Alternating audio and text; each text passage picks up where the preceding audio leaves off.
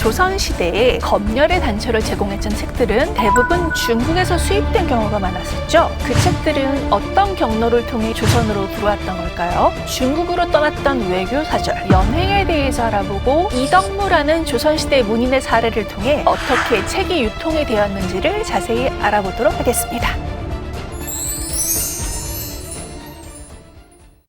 안녕하세요, 류정민입니다. 조선시대의 외교적 루트를 통해 중국의 책을 수입하는 방법은 크게 두 가지가 있었습니다. 첫 번째는 중국 사신이 조선에 오면서 책을 바치는 것으로 이는 중국의 황제가 먼저 선별하여 보낸 것입니다. 이 경우는 상대적으로 양이 많지 않았습니다. 이보다 많은 경우 조선이 중국 정부에 책을 요청하는 겁니다. 한국의 외교사절이 중국에 가면서 미리 도서 목록을 작성하고 중국 예부에 공식적으로 요청을 합니다. 이처럼 중국에 조선의 외교사절이 사신으로 가는 것을 연행이라고 하였습니다. 연경, 즉 지금의 북경으로 간다는 뜻이죠. 혹시 여러분, 박지원의 열하일기라고 들어보셨나요? 이 작품이 연행길에 쓴 작품으로 아주 생생한 경험을 담고 있죠. 이 연행은 정월 초하루와 동지를 기념하는 정조사와 동지사, 또 황제의 탄일에 맞춰가는 성절사가 있었는데요. 이는 정기적인 연행이었습니다. 이처럼 1년에 3회 이상의 대규모 외교사절단이 중국을 방문하게 되는 것입니다. 이 사행은 많은 인원이 한꺼번에 이동을 하였습니다. 기본적으로 정사, 부사, 서장관이라는 3사와 통역을 담당했던 역관들, 기타 잡무를 담당하는 인부들이 이루어졌고요. 이 외에도 이들과 함께 동행하는 많은 사람들이 있었습니다. 연행에서는 중국 정부와의 공식적인 업무 외에도 북경에서 직접 해외의 지식인을 만나고 시장에서 서적과 많은 기부를 살 수 있었다는 점에서 상당히 중요하고도 희귀한 문화 체험이었습니다. 비공식적으로 금서를 비롯한 새롭고 신기한 물건을 접하고 구입할 수 있는 많은 기회가 제공되었다는 뜻입니다. 이 비공식적 유통의 중심에는 다양한 형태의 브로커들이 존재했습니다. 시장에는 통역관, 책방주인, 인쇄업자 등 다양한 직업군의 인물들이 일종의 브로커로 활약하며 그들만의 도서 목록을 만들고 세계 각지의 손님들을 유혹했습니다. 이들이 만든 목록에는 조선 그리고 중국에서의 금소로 지정된 책들이 포함되어 있었던 것은 물론입니다.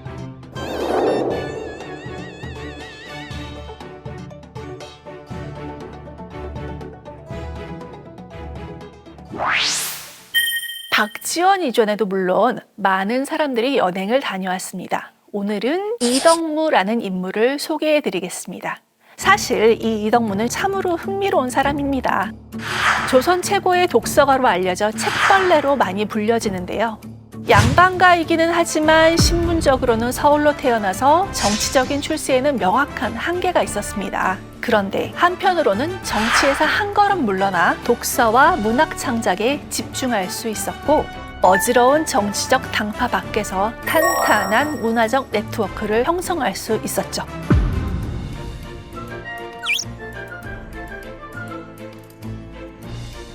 규장각의 검서관으로 일하면서 당시 정부에서 수입되고 유통되는 도서의 종류와 지식의 동향을 꿰뚫고 있었던 반면에 공식적인 루트의 밖에서 친구들과 금서를 즐겨 읽고 돌려보곤 했습니다.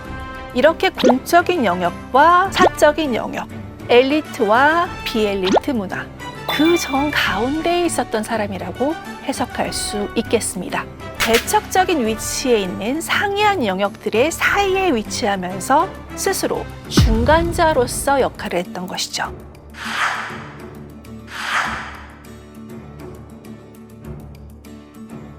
즉 겉으로 보기에는 출세길이 막힌 한미한 서울에 불과할 수 있지만 이 사람이 가진 네트워크상의 위치에 따라 상당히 문화적 영향력을 가진 사람이었다고 해석할 수 있겠죠. 넓은 의미에서 이덕무도 문화적 브로커의 위치에 있었다고 볼 수 있겠습니다. 1778년 이덕무는 드디어 중국에 갈 기회를 얻게 됩니다. 당시 서장관으로 연행길에 오른 심염조를 수행하며 연행대열에 합류한 거죠. 연행 이후 이덕무는 이변기, 북경으로 들어가며 라는 기행문을 남깁니다. 그는 청걸륭지 하에 중국 북경의 모습을 생생하게 보게 됩니다. 특히 북경에서 형성된 유리창이라는 번성했던 상업지구에서 당대 중국의 다양한 지식인들을 만나고 특히 시장에 형성된 서점에서 많은 책들을 구입하게 됩니다. 유리창은 아직도 북경에 있어요.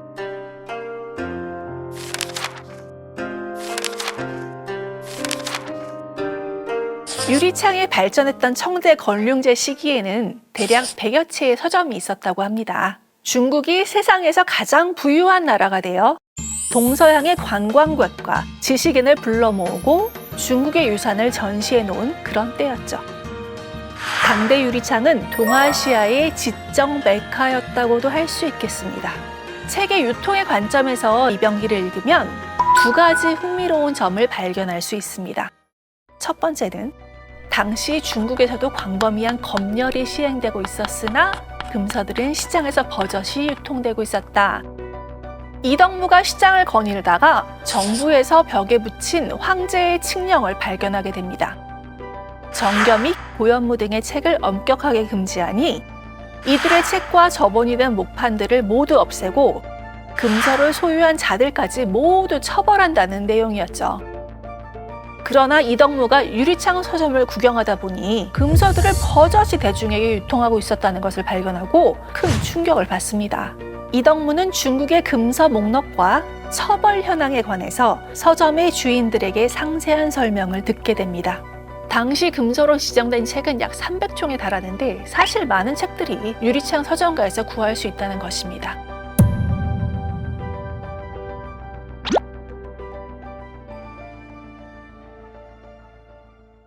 고객과 서점 주인과의 친밀한 관계가 이덕무 이병기에서 두 번째로 흥미로운 점입니다.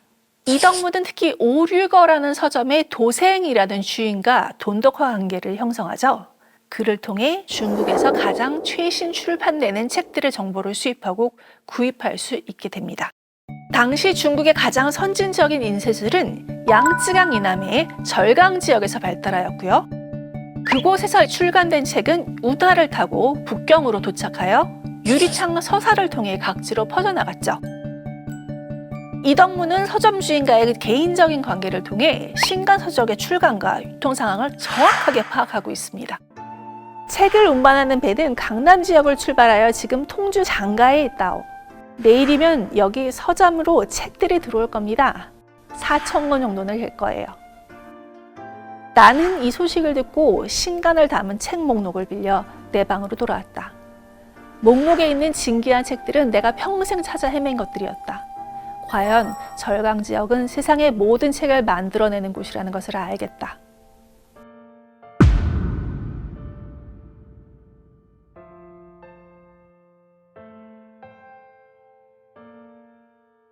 조선과 청조 정부가 금서에 대해 섬뜩하고 강경한 발언을 하는 것에 비해서 이덕무에 의해서 보듯이 일반 독자들의 금서에 대한 경험은 환희와 흥분으로 가득 차 있습니다. 또한 그는 당대 신간의 유통에 대해서 매우 빠르게 정보를 획득하고 유연하게 수용하는 모습을 보이고 있죠.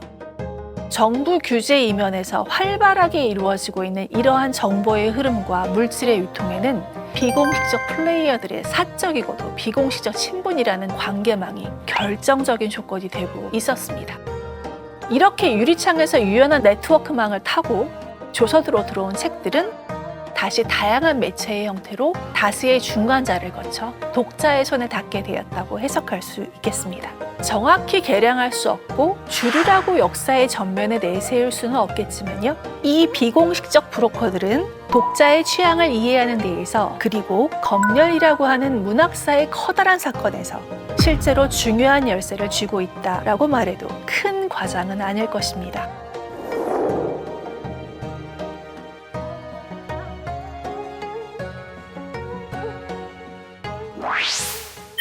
관계망 네트워크 이론에서 많은 시사점을 준 고전적 연구로 약한 연결의 힘, weak ties라는 개념이 있습니다.